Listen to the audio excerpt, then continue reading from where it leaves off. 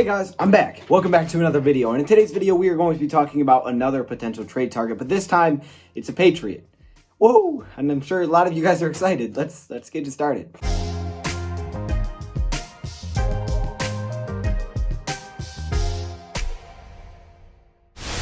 Alright, so as you guys can tell from the thumbnail and the title, we're talking about Stephon Gilmore. Now, this is a rumor that has been coming up recently, but I've secretly, I'm not gonna lie, I've secretly been thinking about it.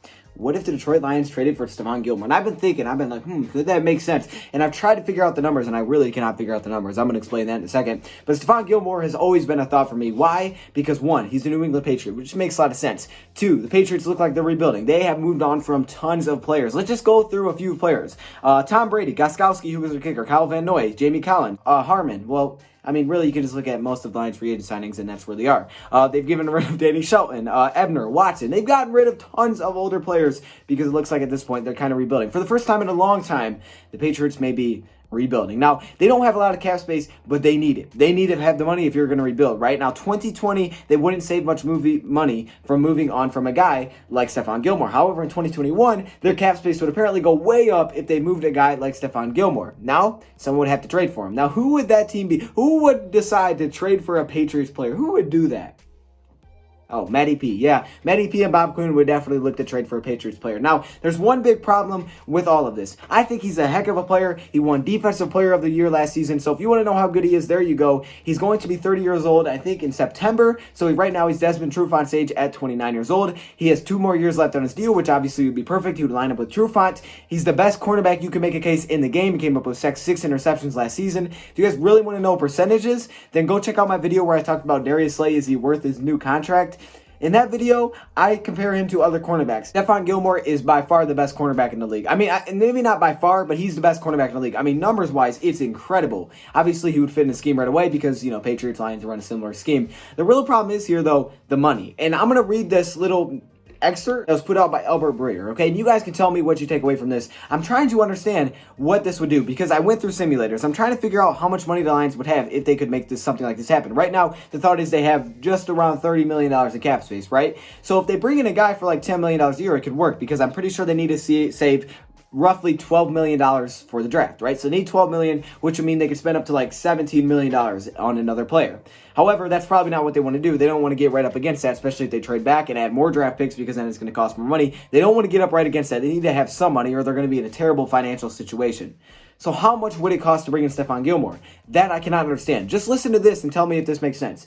It'll be interesting to see what happens with Patriots corner Stephon Gilmore. New England needs cap space, and Gilmore has an $18.67 million cap hit for this year and a $19.67 million cap hit for next year. Obviously, that's crazy. And if that's the case, taking on an $19 million a year contract is probably something that the Lions can't afford to do. I mean, I don't know if they would even go at it. However, we know he's a Patriots player, so they may try to figure it out. Now, obviously, if the Lions traded away a player, then there you go. Now it would be kind of sending off some more money. But who would the Patriots want to take on? Because Patriots are not trying to take off a big contract. But maybe you throw in someone that's getting paid like around $5 million a year just to take a little bit off of it. That could be an option. Let me read the rest of the article. But he's only taking home $11 million in cash this year and $12 million next year. After that, he's up. Gilmore's deal at $13 million per year was near the top of the corner market when he signed it. Since then, he's gotten better, the best player in the league defensively last season, and the market for defensive players has exploded. He's now around $10 million per year, short of fellow defensive players of the years Khalil Mack and Aaron Donald. It stands to reason that if the Pats went to him looking for cap relief, he'd want something in return. And he might want a correction anyway. He's New England's best player. He turns 30 in September. The Patriots are retooling. And if you're a cornerback needy team, you might want to give them a call just to check in. So boom, all of a sudden, you're interested. You think about it, okay, yeah, Lions are definitely interested in the cornerback. This would allow them to not have to go Jeffrey Okudah in the first round. This could open up the Simmons option, a Chase Young, a trade back option, focusing on other needs, offensive line, getting pressure, stuff like that. And you're getting one of the top corners, if not the top corner in the game, for 2 more years to pair with Desmond Trufant and a young Amani. So your cornerback group is good. You could bring in someone later, another young corner to try to groom for when those guys are done. And again, your cornerback group just takes a huge boost. You're getting a guy that's already can fit into the system. The problem is here is the money to me, not the age. I don't think the Lions are concerned about bringing in a guy that's about to be 30. Now, we know the Patriots, they have a history of, hey, I'm going to let go of a guy too early than too late, even if that's a playmaker and our best player on the field.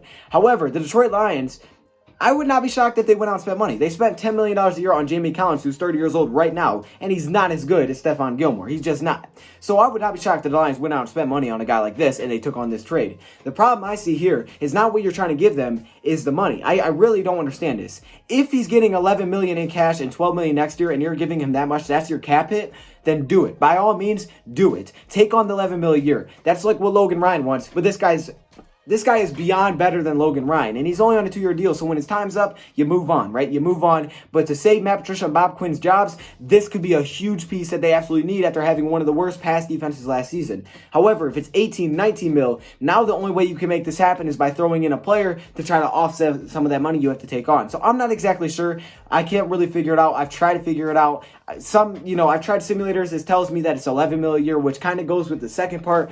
Other simulators have told me that, hey, you're going to give it 20 million, which I really don't know. I really don't understand. Someone in the comments can figure that out. Please let me know. But I think if we push that aside for a second, because I'm not exactly 100% sure, if this is a worthwhile trade, absolutely. If this is a trade that the Lions can financially take on, this is one that I would absolutely go for. You're getting a guy, once again, that's 29 right now. He's going to be 30 in September to pair with Trufant for 2 years. He's going to be your number one corner. Trufant can be your 2. Amani can be some depth. You can go later in the draft, grab a corner. This means that you won't have to take Jeffrey Okudah. You're adding the best defensive player in the game last season to your team. It's win it now for Matt Patricia and Bob Quinn, and you're getting a huge boost defensively. He can fit into the scheme right away, so he's familiar with the Patriot ways. Obviously, the Lions would be familiar. Matt Patricia would probably already know him a little bit. This is a great move for the Detroit Lions if they could pull it off, because he is a heck of a player. The problem I see here is the contract. But again, if we push that aside for a second, what would the Lions give up? Personally, I'd give up a 3rd and a 5th. Just what you gave up to give away Slay, I'd do that exactly to the Patriots. Think about it. The Patriots are giving away players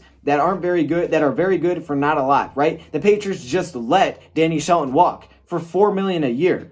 Yeah, that's a heck of a player that's only 26 years old. They're rebuilding. We've seen teams, when they're rebuilding, and the Patriots especially, because they let go of guys too early and then too late, when they're rebuilding, they're just going to give away players. They just want something in return. They'll just be like, hey, you take the money, just give us a couple picks, and if we give up a 3rd and a 5th for this, I would absolutely be good with it. I would be fine with it, because you still then have 7 picks in the draft. You're not giving up too much, and for Matt Patricia and Bob Quinn's sake, it makes sense. Now, would I give up the 3rd pick in the draft? No, because he's too old, and he's only got 2 years left on his deal. But a 3rd round pick and a 5th? Without a doubt, because we still already have one. So I think it makes a lot of sense if you can financially afford it. However, I've tried my best to figure it out. I literally can't figure it out. So if someone can understand what the heck this means, please let me know in the comments. This may or may not be financially possible, but again, even if it is 18, 19 million a year, you could throw in someone that's maybe around 5 million a year to try to offset some of that. Maybe that's, I really don't know who that would be for the Detroit Lions, but you could do something like that. So let me know your thoughts, comments below. Would you guys do this? I would absolutely do it if we could financially do it. Anyways, I appreciate all of you guys for stopping in once again. Thank you for watching, and I'm out.